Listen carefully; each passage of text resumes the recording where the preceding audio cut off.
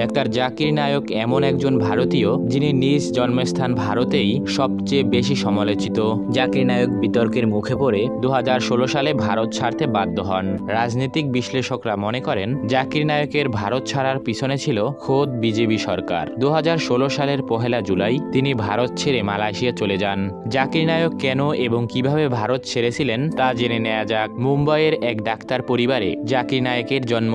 জাকির নায়কের পিতা ছিলেন চিকিৎসক, তার বড় ভাইও চিকিৎসক ছিলেন। জাকির নায়ক মুম্বাইয়ের টোপিওয়ালা ন্যাশনাল মেডিকেল কলেজ থেকে ডাক্তারি পড়েছেন। 1991 সালে ডাক্তারি ছেড়ে দিয়ে তিনি তার এলাকা ডংগিরিতে গড়ে তোলেন ইসলামিক রিসার্চ ফাউন্ডেশন। এরপর 2010 সালে অগ্রহণযোগ্য ব্যবহার এবং বিতর্কিত বক্তব্যের জন্য জাকির নায়কের যুক্তরাজ্যে প্রবেশ নিষিদ্ধ হয়। তারপর 2016 সালে ঢাকার হোলি আর্টিজেন বেকারিতে বড় ধরনের বিশৃঙ্খলার পরে জাকির নায়কের বিরুদ্ধে অনেকেই আঙুল তুলে। ওই সময় বাংলাদেশের গণমাধ্যম দাবি করেছিল যে বিশৃঙ্খলাকারীদের মধ্যে একজন জাকির নায়কের বক্তব্য থেকে উদ্বুদ্ধ হয়েছে। তাই 2016 সালেই বাংলাদেশে পিস টিভির সম্প্রসার বন্ধ করা হয়। তখন হাসানুল হক ইনু বাংলাদেশের তথ্যমন্ত্রী ছিল। বাংলাদেশ ও ভারতে কোণঠাসা হয়ে পড়া জাকির নায়েক মালয়েশিয়ায় আশ্রয় চাইলে তৎকালীন নাজিব রাজ্জাক সরকার তাকে স্থায়ীভাবে বসবাসের অনুমতি দেয়। পরের বছর অর্থাৎ 2017 সালে তিনি সৌদি আরবের নাগরিকত্ব পান। তবে 2018 সালের জুলাইতে জাকির নায়কের মালয়েশিয়া থেকে ভারতে ফেরা নিয়ে নানা গুঞ্জন শুরু হয়। তবে জাকির নায়ক তখন ভারতকে অনিরাপদ উল্লেখ করে সেই গুঞ্জন উড়িয়ে দেয়।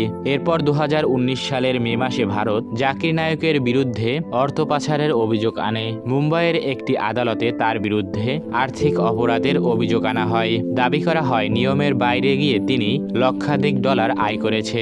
তবে জাকির নায়ক সাথে সাথেই অভিযোগ অস্বীকার করেন। তার দাবি ছিল তিনি বৈধ পথেই সমস্ত অর্থ আয় করেছেন। 2019 সালে জাকির নায়ক ভারতের দ্য উইক সাময়িকের একটি সাক্ষাৎকারে নরেন্দ্র মোদী ও তার দল বিজেপির কঠোর সমালোচনা করে। সেই সাক্ষাৎকারে জাকির নায়ক জানিয়েছিলেন মোদী ক্ষমতায় থাকলে জীবনের ঝুঁকি নিয়ে তিনি ভারত ফিরবে না। এরপর 2020 সালে জাকির নায়ক দাবি করেন প্রধানমন্ত্রী নরেন্দ্র মোদী ও স্বরাষ্ট্রমন্ত্রী অমিত শাহকে সমর্থন দিলে তিনি ভারত ফিরতে পারবেন। শুধু তাই নয়, তার বিরুদ্ধে করা মামলাও তুলে নেওয়া হবে। কিন্তু তিনি এই প্রস্তাবে রাজি হননি। নিজের ফেসবুক পেজে জাকির নায়ক এমন দাবি করেন। বক্তৃতার পাশাপাশি জাকির নায়ক তার পিস টিভির কারণেও অনেক পরিচিত। বাংলাদেশ ও ভারতে পিস টিভির সম্প্রচার নিষিদ্ধ হলেও বিশ্বব্যাপী এই চ্যানেলের 20 কোটি দর্শক রয়েছে। জাকির নায়ক বিভিন্ন সময়ে বিভিন্ন দেশে বিভিন্ন বিষয়ে বক্তব্য রেখেছেন। তার উল্লেখযোগ্য বক্তৃতা পরবর্তীতে মূল ইংরেজি সহ একাধিক ভাষায় বই হিসেবে প্রকাশিত হয়েছে। 2007 সালে সৌদি আরবে দারুস সালাম প্রকাশিত জাকির নায়কের আলোচিত 2টি বই প্রকাশ করে। এছাড়া বাংলাদেশে একাধিক প্রকাশনী বাংলায় অনুবাদ করে ধারাবাহিকভাবে প্রকাশ করেছে। ইসলামের কেন্দ্রবিন্দু, সুদমুক্ত অর্থনীতি, সুন্নত ও বিজ্ঞান, বাংলার তসলিমা এর অন্যতম। তুলনামূলক ধর্মতথ্য নিয়ে জাকির নায়ক সবচেয়ে বেশি আলোচনা করে থাকেন।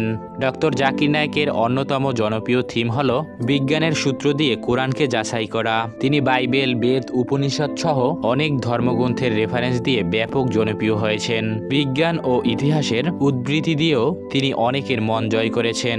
এই বিষয়টি তাকে যেমন খ্যাতি এনে দিয়েছে, তেমনি তাকে নিয়ে বিতর্কেরও জন্ম দিয়েছে।